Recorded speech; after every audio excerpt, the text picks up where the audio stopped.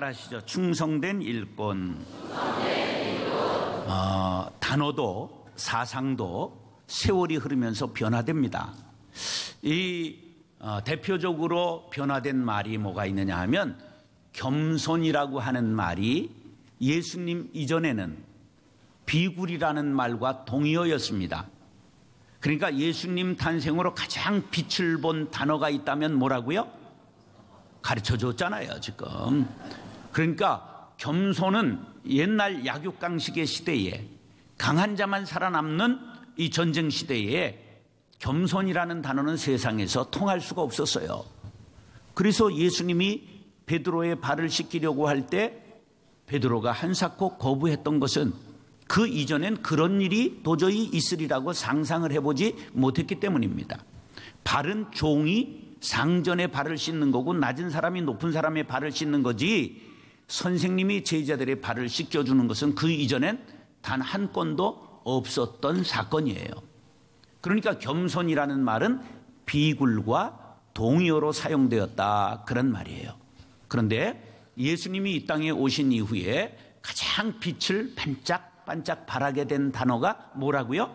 겸손이라고 하는 단어인 거지요. 또 있어요. 우리 조선시대에 칠거지약이라고 하는 거 있었지요. 칠거지약이 뭐예요? 7가지 쫓겨날 이유를 말하는 거예요. 요즘은 남자가 쫓겨나지만 예전엔 여자들이 쫓겨났잖아요. 그러니까 뭐든 이렇게 이념과 사상뿐만 아니라 말도 변화를 겪는다는 거예요. 그 중에 대표적인 말이 충성이라고 하는 말이에요. 충성이라고 하는 단어는 민주화되고 자유로운 시대에 박물관의 유물과 같이 취급을 받고 있는 단어입니다. 충성은 영어로는 로열티라고 말하는데, 이것은 마음속에서 우러나오는 정성, 임금이나 국가에 대해서 이르는 것이지요. 그래서 이 근대국가, 왕정국가에서는 임금을 위하여 충성을 다한다, 이게 충성의 뜻이었어요. 그런데 말의 가치가 점점 달라지고 있지요. 왕권 시대에 가장 중요한 말이었고 독재국가에서 가장 중요했던 말이 충성입니다. 대한민국 남자라면 비록 방위를 갔어도 전부 충성이라는 경례 구호를 목이 터져라고 외쳐보았습니다. 그거 안 해본 사람은 인간 취급 못 받는 거예요. 다 충성을 우리가 외쳤다, 그런 말이에요. 그런데 시대가 바뀌면서 충성은 구시대의 유산으로 취급받게 되었습니다. 퇴물 취급받고 누구도 주목하지 않는 충성에 대해 오늘 다시 한번 조명할 때 성령의 은혜가 임할 수 있게 되기를 축복합니다. 자, 1절, 2절 다시 한번 읽겠습니다. 시작. 사람이 마땅히 우리를 그리스도의 일꾼이요 하나님의 비밀을 맡은 자로 여길지어다. 그리고 맡은 자들에게 구할 것은 충성이니라. 아멘. 그런데 지금 읽는 중에 2번 나온 단어가 하나 있어요. 반복해서 나온 2번 나온 단어가 뭘까요? 맡은 자라고 하는 말이 나왔어요. 맡은 자라는 말은 오이코노모스라고 하는 헬라어인데, 이것은 오이코스라고 하는 말과 노모스라고 하는 말이 합해서 된 말이에요. 오이코스라고 하는 건 집이라고 하는 말입니다. 아파트, 집을 오이코스라고 그래요. 노모스는 경영하는 자, 관리하는 자예요. 그러니까 오이코노모스라고 하는 건 맡은 자라는 말인데, 더 많이 쓰인 말은 뭐냐 하면 청지기, 관리하는 집사, 그러한 뜻입니다. 그러니까 이제 여기 맡은 자라고 하는 건 그 가정을 맡아서 다스렸던 청지기, 부잣집에 마름했던 집사, 이런 개념으로 맡은 자라고 되어 있는 것을 알아야 합니다. 그런데 그 맡은 자의 앞을 수식하고 있는 단어가 있는데 무엇을 맡았다고요? 비밀을 맡았다고 되어 있어요. 따라서 우리는 비밀을 맡았습니다. 그러면 비밀을 맡은 사람을 우리나라에선 직업상 뭐라고 그럴까? 모르지요. 직업이 그 숫자가 적어서 그런가 보지. 국정원, 안기부, 007 제임스 본드, 이게 다 비밀을 맡은 사람들이에요. 예, 비밀 경찰. 우리나라는 비밀 경찰이 없죠. 게스타포, 이런 게 비밀을 맡은 사람들이에요. 우리는 하나님의 비밀을 맡은 비밀 요원이에요. 그러면 하나님의 비밀이 뭘까요?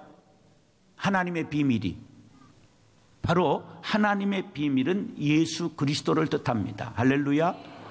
그리고 복음을 뜻하는 거예요. 예수가 복음이에요.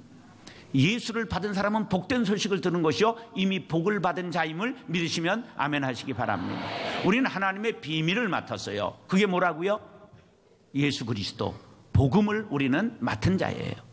이것을 잘 간직하면서 꼭 사람들을 만나면 때를 얻든지 못 얻든지 바로 비밀을 전해야 되는 것이 하나님의 비밀을 맡은 자의 역할임을 기억하시기 바랍니다. 자, 그런데 오늘 가장 중요한 단어가, 주제가 뭐지요? 주제를 놓치면 안 돼요. 주제가 뭐지요? 충성이에요. 자, 가운데 중자와 마음심, 그럼 충의 뜻을 알 수가 있잖아요. 옛날 어른들한테 겸상을 하지 않고 독상을 드렸던 시대가 있는 것을 아시는 주부들은 한번 손 들어보세요. 옆에 손 안 드는 것들 귀샤대기를 때리면 니들이 인생을 아냐. 그리고 옛날 어른들에게는 독상을 드렸어요. 우리 개다리 소반 같은 작은 소반 있잖아요. 그게 부잣집에는 소반이 쫙 걸려 있었습니다. 왜? 겸상을 하는 게 아니에요. 한 분 한 분 전부 독상을 드렸다, 그런 말이에요. 그러니까 어른들에게 옛날 귀한 생선을 해서 드릴 때 꼬리를 드릴까요? 어두일미라고 머리를 드릴까요? 아니면 가운데 또막을 드릴까요? 알긴 여시같이 안 해. 이게 충성이라고 하는 게 뭐냐? 마음의 가운데 중심을 드리는 걸 말하는 거예요. 우리가 하나님 앞에 충성한다, 교회에 충성한다 하면 꼬리를 드리는 게 아니에요. 남은 시간을 드리는 게 아니에요. 머리만 디밀었다가 사라지는 사람이 아니에요. 전 인생의 가장 중요한 것, 가장 보배로운 것을 하나님 앞에 드리는 사람을 가리켜 충성된 일꾼이라고 하는 것입니다. 할렐루야. 자, 그러면 제가 새로운 해석을 시도해 보겠어요. 가운데 중자를 다시 파자해 보겠습니다. 가운데 중자를 나누어 보겠다, 그런 거예요. 가운데 중자는 무엇과 무엇으로 이루어져 있어요? 입구자와, 그 다음에는 이게 뭔지는 모르지요. 작대기 하나가 있잖아요. 이걸 뚫을 곤자라고 말해요. 이게 다 이름이 있어요. 아니, 한일자도 다 있는데 이름이, 이거라고 생명이 없겠습니까? 내가 그의 이름을 불러주기 전에는 다 이름을 불러줘야 되는 거예요. 이게 뚫을 꼰자예요. 그러면 이 뚫을 꼰자가, 막대기가 화살이라고 한다면, 머리를 잘 굴려보세요. 이 뚫을 꼰자가 화살이라고 한다면 입구자는 무슨 자야 될까요? 가운데 중자는 뭐냐? 관역을 마친 화살이라고 하는 뜻입니다. 입구자가 아니고 관역이라는 뜻이에요. 이건 제 해석이에요. 그런데 여기에서 놀라운 신학이 나옵니다. 성경에 죄라는 단어를 하말티아, 그렇게 말해요. 죄가 뭐라고요? 하말티아. 그런데요, 이 하말티아라고 하는 죄라고 하는 말의 뜻은 관역을 빗나갔다, 관역을 벗어났다, 관역을 맞추지 못했다, 이것이 죄예요. 그러니까 가운데 중자는 죄라는 말과 굉장히 연관성을 찾을 수 있는 말이라, 그런 것을 제가 깨달았어요. 자, 관역이 빛나는 것이 죄요. 관역의 중심을 맞추지 못하는 것이 불충이요. 목표물을 정확히 맞춰야 이것을 충성이라고 말할 수 있는 것입니다. 여기에서 충성에 대한 새로운 해석이 가능합니다. 충성은 목적 중심의 삶을 사는 거예요. 충성은 주님이 우리에게 주신 미션, 명성교회를 향한 하나님의 목적, 그것을 이루어 드리는 것을 가리켜 뭐라고 말한다? 충성이라고 말하는 거예요. 그러니까 충이라고 하는 단어에는 바로 목적 중심이라고 하는 말이 담겨 있는 거예요. 웨스트민스터 소요리 문답이라고 하는 게 있어요. 이게 우리 장로교회는 굉장히 중요한 건데, 그 소요리 문답에 우리 신앙 전반에 걸쳐서 107개의 질문과 대답을 가리키는 건데요. 질문하고 대답하고 하는 107개 문항 중에 첫 번째가 뭐냐 하면, 첫 번째 다 들어봤어요. 인간의 제일된 목적이 무엇이뇨? 이렇게 묻는 거예요. 그럼 뭐라고 대답해야 돼요? 하나님을 영화롭게 하는 것과 영원토록 그를 즐거워하는 것입니다. 이렇게 대답해야 되는 거예요.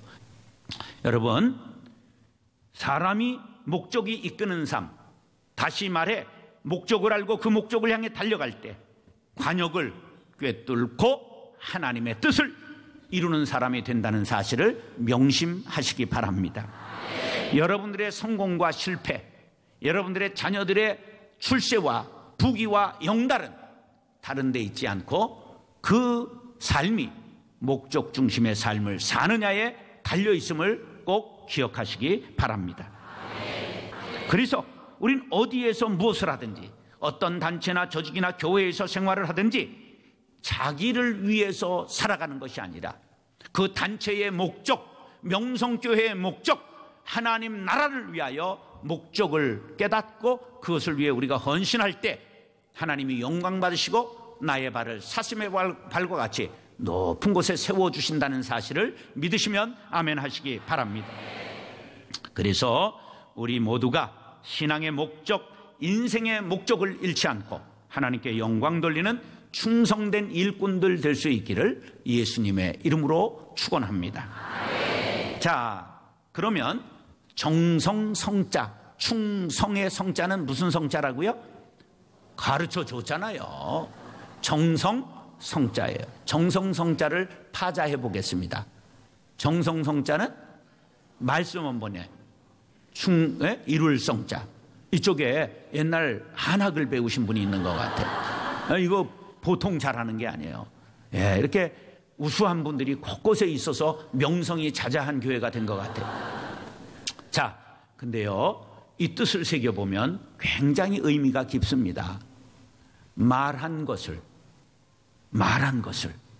이루기 위하여 최선을 다하는 게 성실한 거예요. 성이라고 하는 건 뭐라고요? 자기가 말한 것, 약속한 것, 그것을 이루기 위하여 최선을 다하는 사람을 뭐라고 말한다? 성실한 사람이라고 말하는 거예요.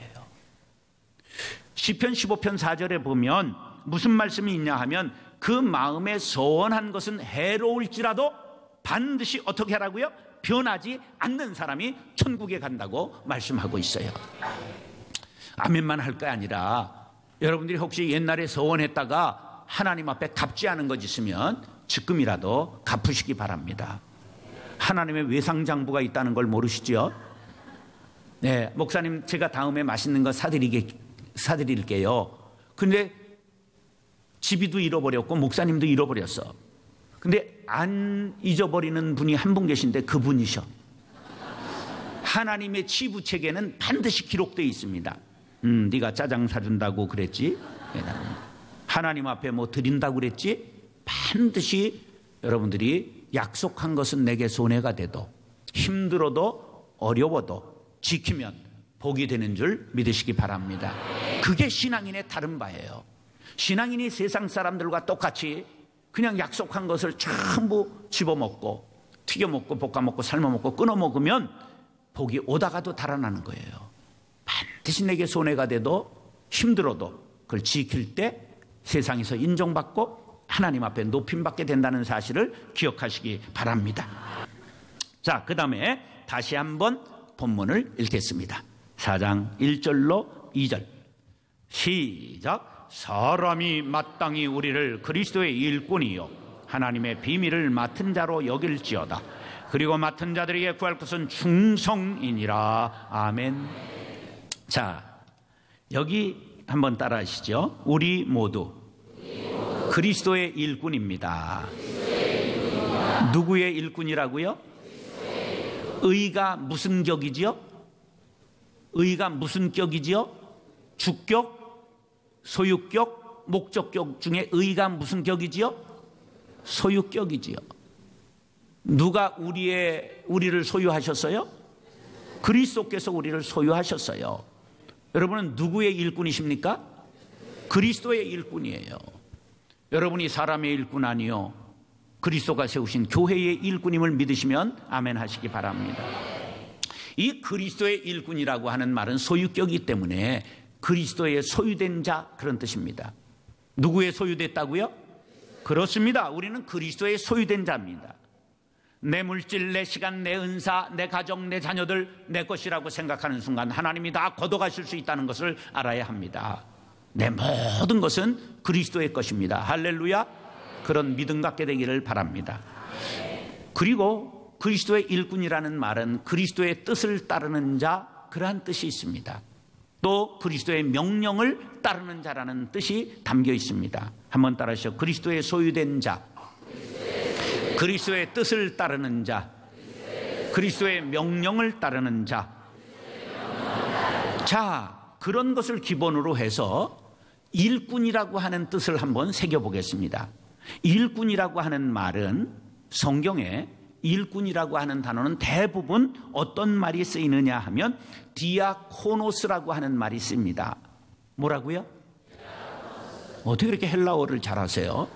디아코노스라고 하는 말은 일꾼이라는 말인데 그 뜻은 섬기는 자 그런 뜻입니다. 일꾼은 뭐 하는 자라고요? 섬기는 자. 그래서 여기에서 파생된 단어들이 나오는데요. 중요한 단어가 여기에서 나와요. 디아코니아라고 하는 말이 나옵니다. 김삼만 목사님이 지금 한국 디아코니아의 대표 회장이세요. 예. 이 바로 한국 교회를 봉사한다 그런 뜻이에요. 디아코니아라는 말이 뭐라고요? 봉사라고 하는 말이에요. 한국 사회를 봉사한다, 섬긴다 이런 뜻이지요. 디아코노스에서 디아코니아가 나온 거예요. 그리고 여기에서 더 하나가 더 나왔는데 집사라고 하는 말이 여기에서 나왔습니다. 집사님들 손 들어보세요. 집사님들. 예, 집사님이 어디에서 나왔나? 디아코노스에서 나온 거예요. 영어로 집사를 뭐라 그러죠? 팝콘? 아니, 디콘이라고 말하는 거예요. 디콘. 니콘도 아니고 집사가 뭐라고요? 디콘이에요. 이게 어디서 나왔다고요? 바로 디아코노스의 말에서 나온 거예요. 섬기는 자에서 나온 게 집사예요. 그럼 집사는 뭘 하라는 거예요? 교회에서 섬기는 자가 되라는 거예요. 주님의 몸된 교회를 섬겨라, 교역자를 섬겨라, 세상을 섬겨서 빛과 소금이 되어라. 그래서 집사를 세웠더니 복을 받아 냉큼 아파트부터 사는 거예요. 이게 집을 사라고 집사 세우는 게 아니라 뭐 하라고 세웠다고? 섬기고 봉사하라고 여러분을 집사로 재직으로 세운 것을 믿으시면 아멘 하시기 바랍니다. 그런데 미안하게도 우리가 이렇게 공부를 했는데 오늘 본문에는 미안하게도 성경에서 아주 조금 사용되고 있는 휘페레테스라고 하는 말이 사용됐어요. 디아코노스라는 말이 사용된 게 아니라 휘페레테스라고 하는 말이 휘파람 할 때 휘페레테스 시작. 그렇습니다. 그런데 이게 무슨 뜻이냐면 휘포 아래에 에레테스 노를 젓는 자 그게 합해져 가지고 배 밑에서 노를 젓는 자 그런 뜻이에요. 오늘 그리스도의 일꾼이요는 그리스도의 휘페레테스 그렇게 사용됐는데 배 밑에서 뭐를 젓는 자? 노를 젓는 자예요. 노를 저 이런 노래 있잖아요. 예? 노를 저어간단 말이에요. 그런데 배 밑에서 노를 젓는 사람을 어디서 본 듯하지 않아요? 배너 배너 봤잖아요. 옆에 사람하고 물어봐. 배너 봤어? 네, 안 봤으면 정신 차려. 정신 차려. 왜냐하면요, 세계 영화 역사상 가장 상을 많이 받은 아카데미 상 한 번에 13개 부분을 전부 차지한 영화가 벤허입니다. 벤허라고 하는 영화는 너무너무 유명한 영화죠. 누가 감독했어요? 윌리엄 와일러라고 하는 사람이 감독을 하고, 주연을 누가 했을까? 찰떡 헤스턴이라고 하는 사람이 했는데, 굉장한 배우예요. 찰턴 헤스턴이라고 하는 사람이 굉장한 배우인데요, 이것은 어떤 사람이 쓴 소설이었느냐면 루이스 월레스라고 하는 사람이 썼어요. 근데 이 루이스 월레스라고 하는 사람은 남북 전쟁 당시 북군의 장군이었어요. 그런데 이 사람은 예수를 믿지 않는 불신자였기 때문에 무신론자였어요. 그런데 전쟁에 나가기 전에 병사들이 간절하게 하나님 이기게 해달라고, 살려달라고 기도를 하고 나가는 거예요. 그러면 이 장군은 내 주먹이나 믿어라 막 이러는 사람이었다, 그런 말이에요. 그래가지고 이분이 글 쓰는 재주를 가진 문필가였어요. 전쟁이 끝나자 무슨 생각을 했느냐 하면, 기독교의 허구성을 내가 밝혀버리라, 이렇게 생각하고 이 사람이 성경을 이잡듯 연구하기 시작했어요. 막 창조 말씀으로 천지를 창조했다. 아이고 이거 뻥이다. 어떻게 말로, 사람이 손도 안 쓰고 어떻게 이렇게 세상을 만드냐? 거짓말이다. 그리고 무슨 노아의 홍수? 아이고 어떻게 노아 할아버지가 혼자 그렇게 큰 배를, 축구장보다 큰 배를 만드냐? 다 거짓말이다. 홍해를 육지같이 건너? 그게 말이 되느냐? 갯벌을 건넜다면 말이 되지만 이것도 거짓말이다. 이런 걸 전부 찾아내서 구약을 보니까 막 거짓말이 한 다발이 나오는 거예요. 너무 신바람이 나는 거예요. 그래서 계속 거짓말을 목록을 전부 찾아놓고 신바람이 나서 드디어 신약으로 갔습니다. 그랬더니 막 산부인과가 나오는 거예요. 낳고 산부인과가 계속 나오는 거예요. 그러다가 마태복음 5장, 6장, 7장 산상수훈을 읽다가 루이스 월레스가 고꾸라졌습니다. 이런 고귀한 말씀은 하나님의 영을 받지 않고 하나님의 아들이고 아니고는 할 수가 없는 말이다. 세상에 어떻게 이렇게 귀한 말씀이 있겠느냐. 그래서 감동이 조수와 같이 밀려왔고, 거기에서 고꾸라져 예수를 구주로 영접하고 하나님의 자녀가 되었습니다. 할렐루야. 그래서 기독교를 박해하기 위하여 성경을 연구하던 루이스 월레스가 어떻게 하면 성경이 참말이고 예수가 그리스도다 하는 걸 증거하기 위하여 자기가 쓴 소설이 벤허라고 하는 소설입니다. 이 벤허는 이스라엘에 헛이라고 하는 벤이 있었어요. 허벤이 있었다, 그런 말이에요. 그런데 이 허벤이 귀족집 아들인데 이스라엘의 로마 총독이 부임해 오는 길을, 예루살렘 길 가보신 분들은 알지만 골목길이 좁거든요. 그 자기 집 테라스에서 구경을 하다가 그만 기왓장을 잘못 눌러서 기왓장이 와르르 무너지면서 그 총독이 탄 말이 놀라서 힝 하면서 총독이 떨어졌어요. 그래서 졸지에 반역자가 돼서 총독을 다치게 했으니까, 그래서 체포되어 배 밑에 가서 뭐를 했다고요? 노를 젓는 노예가 된 거예요. 그걸 보신 분들 아시지만 고수, 북을 치는 사람이 동동동동 하면 척척척척 박자를 맞춰서 짓습니다. 그러다 적군이 와서 동동동동동 하면 팍 기를 다해서 노를 져야 되는 거예요. 그럼 위에서 옛날 배들은요, 그 무슨 포가 있고 그런 게 아니니까 어떻게 하느냐 하면 그 앞에다가 주석으로 만든, 그 쇠로 만든 충격기를 날카롭게 달아요. 그래가지고 옆구리를 팍 들이받으면 옆에 함선이, 적선이 깨지거든요. 그러면서 그걸로 물이 들어온단 말이에요. 그러면 얼른 병사들이 그 배에 타고 올라가서 그냥 찌르고 베고 자르고 그러면서 이제 적군들을 물리치는 거죠. 근데 여러분들이 보신 대로 배에 물이 들어와서 배가 침몰하게 되면 노를 젓던 노예들이 얼른 헤엄을 자유형으로 치면서 자유인이 되지요. 그렇게 들 수 있어요? 없어요? 왜 없어요? 발에 쇠고랑, 착고가 채워져 있기 때문입니다. 탈출할 수가 없는 거예요. 제가 여기에서 휘페레테스가 하고자 하는 의미를 깨닫게 되었어요. 휘페레테스는 배 밑에서 노를 젓는 자인데 배와 쇠고랑으로 착고로 하나가 되어 있습니다. 배가 전쟁에서 이기면 자기도 살고, 배가 전쟁에서 져서 물에 빠지면 자기도 물에 빠집니다. 휘페레테스라는 단어는 어떤 의미를 가지고 있다고 해석할 수 있느냐 하면 바로 배와 공동 운명체가 되었다, 그렇게 해석할 수 있어요. 우리가 그리스도의 일꾼이다 하는 의미는 그리스도와 무엇을 타고났다? 공동 운명을 타고난 것입니다. 여러분들이 예수를 구주로 믿는 순간 우리는 예수님과 공동 운명을 나누게 된 것입니다. 할렐루야. 이것을 깨달은 사도 바울은 이렇게 고백했습니다. 내가 그리스도와 함께 십자가에 못 박혔나니 그런즉 이제는 내가 사는 것이 아니요 오직 내 안에 그리스도께서 사시는 것이라. 이제 내가 육체 가운데 사는 것은 나를 사랑하사 나를 위하여 자기 자신을 버리신 하나님의 아들을 믿는 믿음 안에서 사는 것이라. 할렐루야.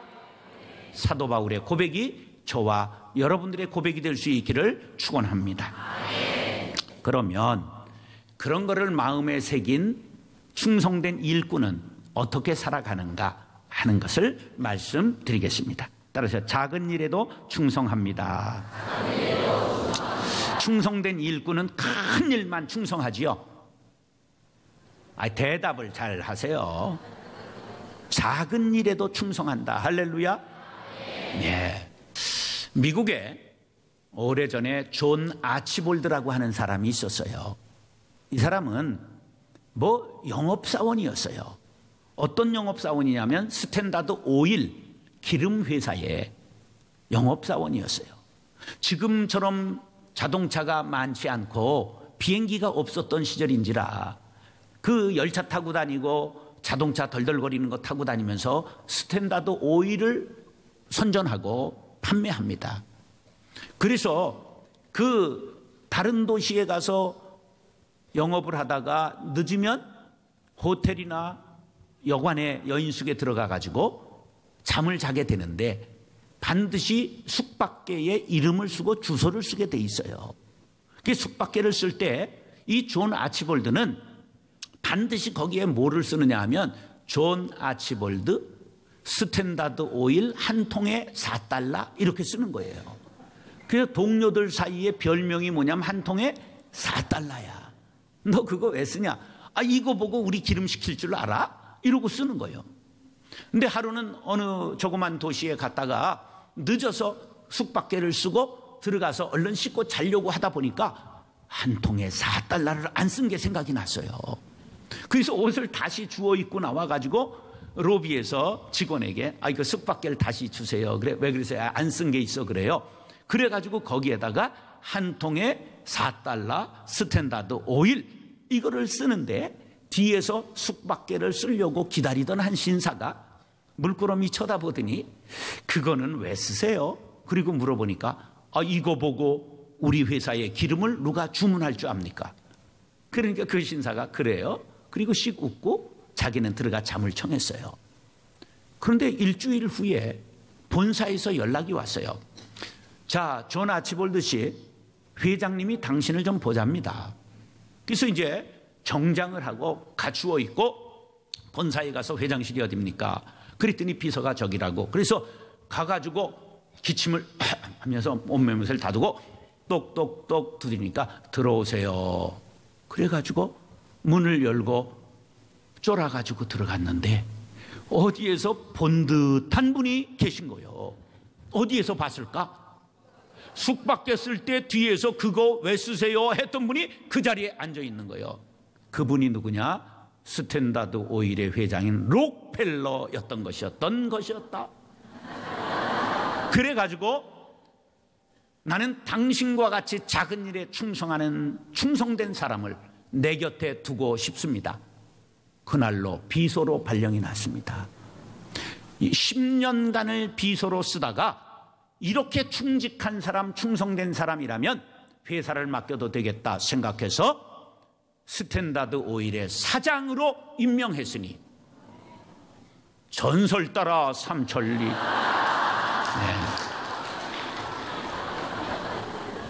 어떤 사람이 쓰임 받는다고요? 충성된데 작은 일에도 충성하는 사람을 하나님께서 쓰신다는 거예요. 할렐루야. 우리가 요셉에 대해서 잘 알지만 하나 놓치고 있는 게 있더라고요. 요셉이 몇 살 때 아버지 심부름 갔다가 형들에게 노예로 팔렸는지 아세요? 17살. 그런데요, 그의 집이 어디에 머물고 있었느냐 하면 헤브론 골짜기에 머물고 있었다고 창세기 37장에 나와요. 근데 아버지의 심부름을 헤브론 골짜기에서 이제 떠나는데, 야, 형들이 가서 양 잡아먹고 있는지 농땡이 까는지 한번 잘 살펴보고 와라. 그래서 이제 형들을 돌아보러 가는 곳이 어디냐면 성경에 세겜이라고 나오는 거예요. 근데 제가 이게 정약용 선생님의 5대 후손이에요, 제가. 그래가지고 아주 실증주의자야. 그래가지고 자를 가지고 헤브론 골짜기에서 세겜까지 제가 줄자를 가져가면서 따라가면서 재봤어요. 얼마가 나왔느냐? 놀라지 마세요. 95kg가 나왔어요. 17살 소년이 몇 킬로 심부름을 갔다고? 95kg가 하이웨이가 있었을까? 아니에요. 산 넘고 내를 건너고 맹수들의 위험을 무릅쓰고 며칠 몇 날을 간 거죠. 갔더니 형들이 있어요? 없어요? 없어요. 주변의 목자들에게 물어봤더니 도단으로 갔다는 거예요. 제가 누구예요? 도단까지 줄자를 가지고 또 가지 않았겠어요? 자그마치 20km를 또 간 거예요. 적어도 직선 거리로만 115km를 갔어요. 그러면 곡선 거리로는 1.5배 해야 돼요. 예, 그 옛날 하나님께서 요셉이 노예로 팔리고 감옥에 들어가고 그런 과정 속에서도 참 그 성실함을 기억하시고 작은 일에 충성했던 요셉을 기억하시고 그를 늘 따라가시면서 그를 높여주시고 세워주시고 보호하셨다가 국무총리로 올렸다는 사실을 믿으시기 바랍니다. 요셉이 어떤 일에 충성했더니 심부름 잘했더니 작은 일에 충성하니까 큰 일을 맡겼다고 예수님은 이렇게 말씀하셨어요. 지극히 작은 것에 충성된 자는 큰 것에도 충성되고. 할렐루야. 착하고 충성된 종아, 네가 적은 일에 충성하였음에 내가 많은 것을 네게 맡기리니 네 주인의 즐거움에 참여할지어다. 여러분, 작은 것이라고 소홀히 보거나 우습게 보지 말고 작은 일에 충성할 수 있게 되기를 예수님의 이름으로 축원합니다. 따라서 최선을 다해 충성해야 합니다. 사람이 한 번은 충성할 수 있어요. 잠깐은 충성할 수 있어요. 그러나 끝까지 최선을 다하는 사람은 그리 많지 않아요. 성경에 나오는 사람 중에 가장 충성된 종 그러면 누구를 꼽을까? 네 자. 창세기에 나오는데 아브라함의 종 엘리에셀. 예. 이 사람은요, 젊은 날에 아브라함에게 아들이 없으니까 너무 충성돼서 하나님, 내가 이제 엘리에셀에게 내 재산을 물려주고자 합니다. 그랬더니 하나님이 뭐라 그래요? 아서라, 아니다, 내가 아들을 반드시 주마 그랬어요. 그것을 엘리에셀이 알까? 알아요. 요 주인 것이 내 거 될 거라고 될 뻔했다는 걸 알아요. 근데 누가 태어남으로 그게 무산되었죠? 이삭 도련님이 태어나서 무산되었어요. 그럼 이삭 도련님이 이쁠까? 조금 거시기 할까? 뭐 여러분 인격이 됐으니까 이쁠 거예요. 그러나 저는 조금 거시기 할 것 같아. 그런데요, 그가 70세 되었을 때쯤 주인이 이삭이 이게 쪼다 같아가지고 40이 됐는데도 여자를 못 찾네. 그래가지고 멀리 옛 고향에 가서 신부감 구해오라고 할 때 70세 된 노구를 이끌고 그가 이삭의 신부를 구하러 갑니다. 그런데요, 그 기도를 보면 놀라워요. 나의 주인 아브라함의 하나님 여호와를 찬송하나이다. 나의 주인에게 주의 사랑과 성실을 그치지 아니하였사오며 여호와께서 길에서 나를 인도하사 내 주인의 동생 집에 이르게 하셨나이다. 말끝마다 나의 주인, 나의 주인, 나의 주인. 요번에 일이 성사돼야 돼요? 파토가 나야 돼요? 파토가 나야 자기께 조금 올 가능성이 있을지 모르겠는데 팔끝만큼도 그런 거 생각하지 않고 노구를 이끌고 멀리 800km, 곡선으로 1200km 멀리 가서 리브가를 모시고 온 사명을 다했습니다. 이런 사람을 가리켜 최선을 다해 충성했다고 말하는 것입니다. 다윗이 양을 지킬 때 왜 하나님께서 다윗을 왕으로 세웠는가가 성경에 이렇게 나와 있어요. 다윗이 양을 지킬 때 목숨을 걸고 지켰어요. 어떻게 소년이 사자나 곰을 수염을 잡고 때려도 죽였다. 좀 심하지. 그러나 그러기까지 최선을 다했다는 거예요. 얼마나 성실하게 양을 쳤는지. 그때 목자가 이스라엘에서 다윗 한 명밖에 없었죠.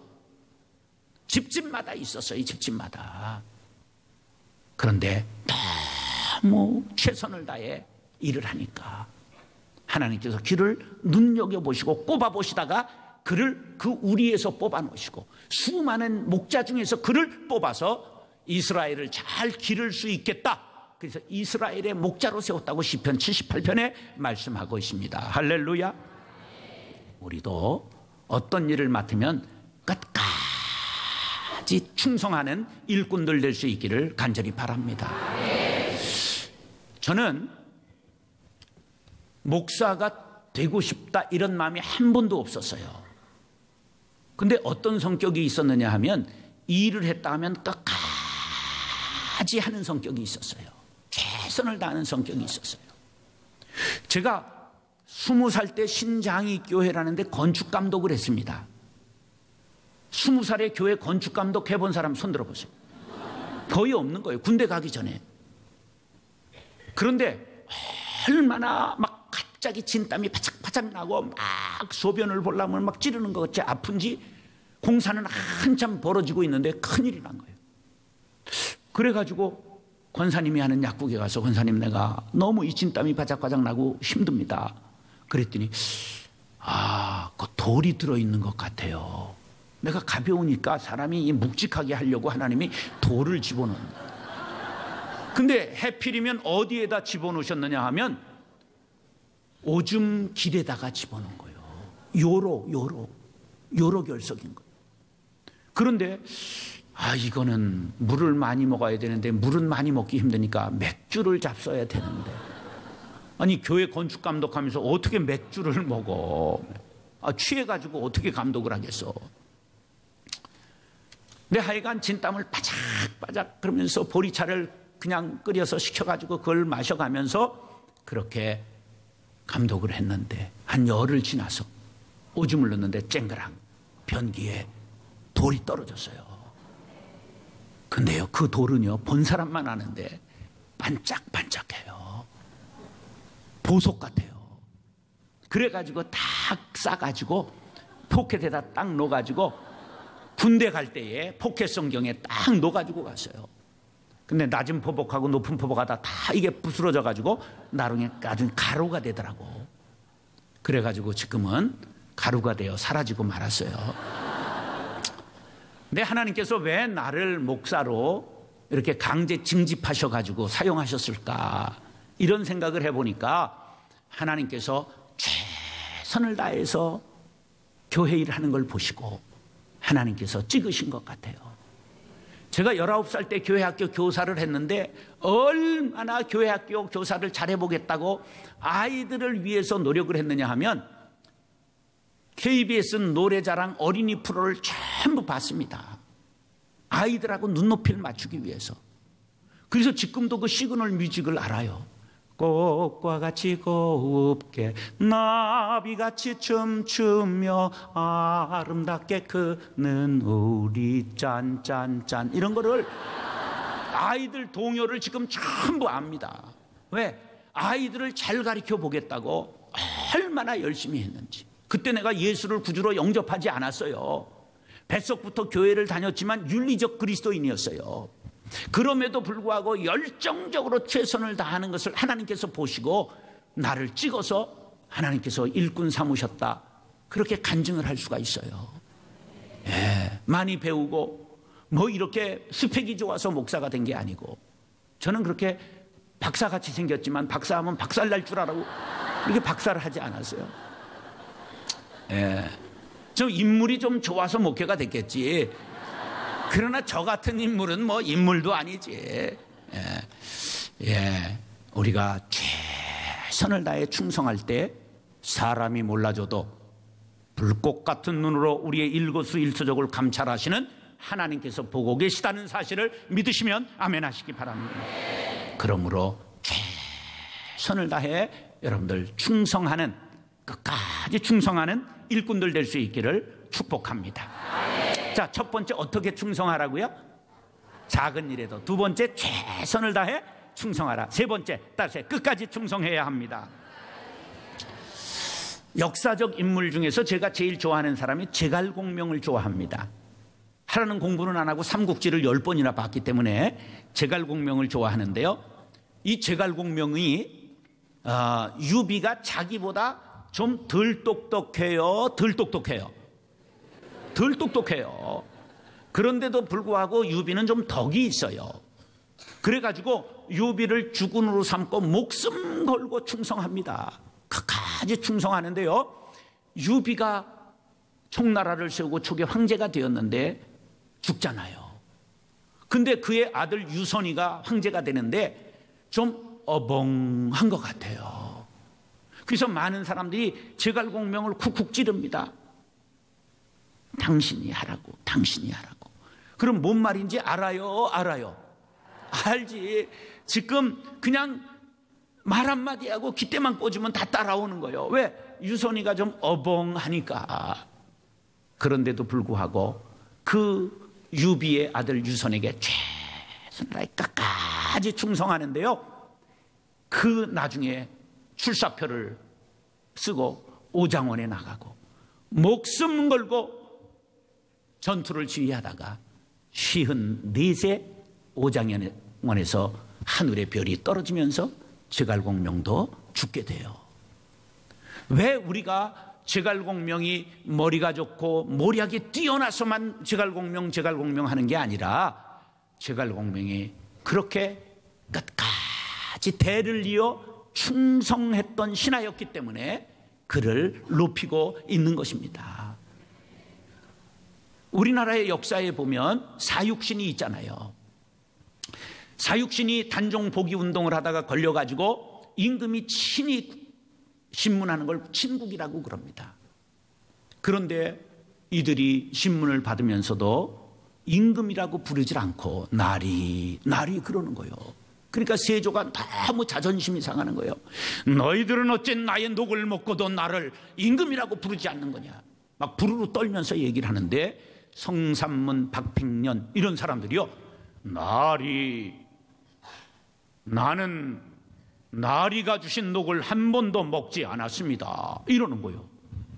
아니 1년 2년 녹을 줬는데